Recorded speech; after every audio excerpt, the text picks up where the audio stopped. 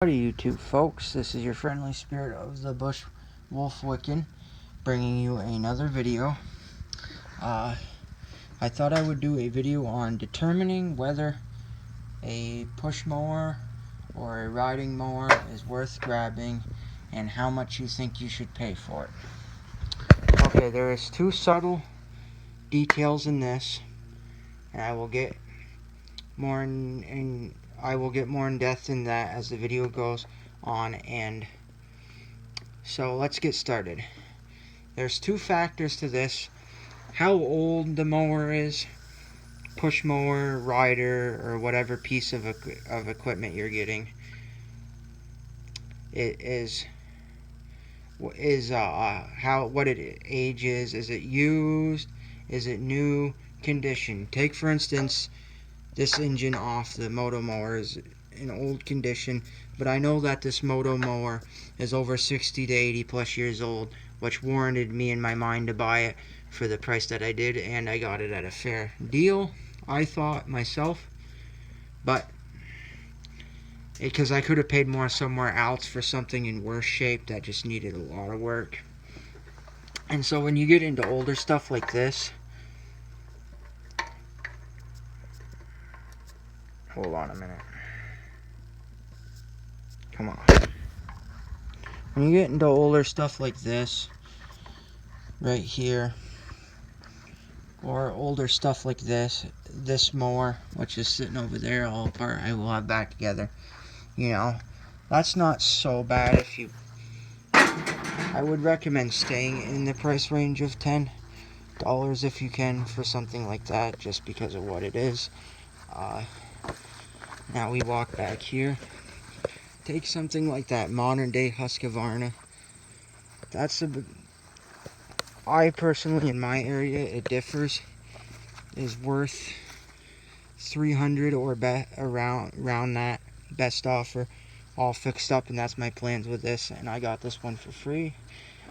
But things on these newer ones that you want to be leery of is because they're overhead valves, a lot of them, Briggs, is the condition of the engine. You want to go through that. You want to make sure that the person who's selling you this has not started it up before they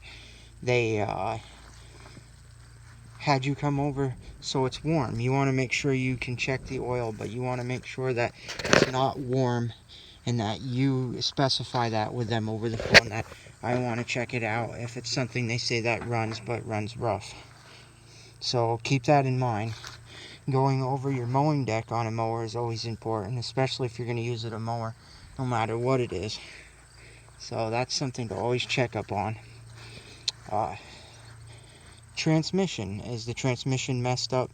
Especially on these newer ones, because from what I have found, and you know, it might be different in certain areas, but fixing transmissions on these newer Husqvarnas like this, for example, is not necessarily worth it versus something older like this if it absolutely needed it and you could find a new transmission or do quick fix to something like this. It's more warrant because a collector will grab this, and that's just me in what I've observed. Not that either of these have any transmission issues or yet that I've discovered with that. So, but that is something to look out for too, is the transmission issues. You also want to make sure in your engine that there's no leaking or nothing, and if that runs. So that's why you want to make sure that you ask them to run it. And when you do run these, if they do run and you're buying it running, tell them you want it to let it sit for a while and have it stay running. That way you can fully see.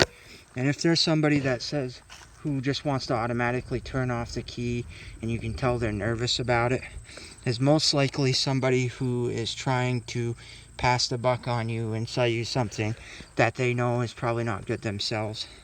So always keep that in mind when you're looking at the newer stuff versus the older stuff, because with this real old stuff, you can almost guarantee you're probably going to have to do some work to it. And so I'm aware of that when I go to buy these older things. But like a new one like that, not being super old, you wouldn't think would need much.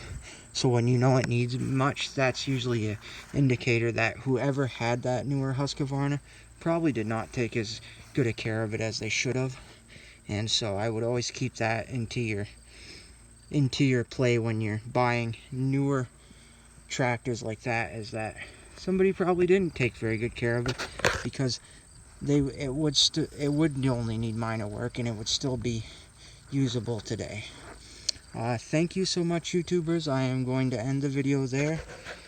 This one, I have a series of other videos coming up that are going up that I've been making, and it's just when I put them up, so whenever you see this, you will see this video. But I thought I would do a video in a continuation series of started a series, How to Trouble, but I thought I would do a video on, because I don't think I had done it yet, and that's why I did this one, on things to look out for when you're buying this stuff. Thank you so much, YouTubers. Don't forget to like, comment, and subscribe, and if you wouldn't mind subscribing, or commenting, please, if you disliked my video. And don't forget to keep your heads up, stay strong, all that kind of jazz. Have an excellent time, whatever it is, wherever you are. Bye for now, YouTubers.